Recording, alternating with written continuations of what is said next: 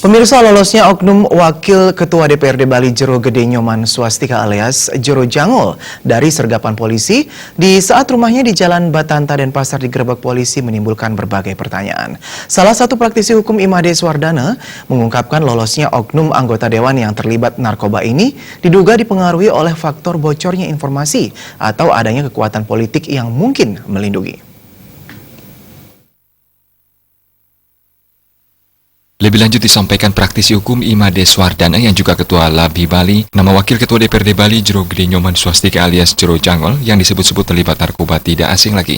Sebelumnya BNNP Bali telah menemukan yang bersangkutan mengkonsumsi narkoba saat tes urin. Namun oleh BNNP Bali, nama oknum anggota dewan ini tidak disampaikan ke publik dan sempat menjalani rehabilitasi. Saat ini ketika Polresta melakukan pemberantasan narkoba, nama Jero Jangol kembali muncul sebagai bandar narkoba. Hal yang menjadi pertanyaan di saat polisi melakukan penggerebekan, kecepatan polisi kalah cepat dengan tersangka untuk meloloskan diri. Jero Jangol berhasil lolos hanya melalui jendela dan dibantu seutas tali. Padahal kepolisian telah mengeluarkan potensi maksimal dalam penyergapan.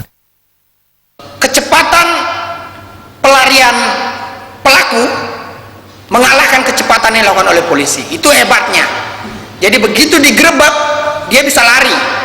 Hanya menggunakan bantuan dari jendela ya, berupa seutas tali dan seterusnya. Nah, yang menjadi persoalan menurut saya dan analisa dalam pikiran saya, bagaimana mungkin dia bisa lari dengan cepat sementara polisi sudah mengerahkan potensinya dan sampai hari ini belum tertangkap.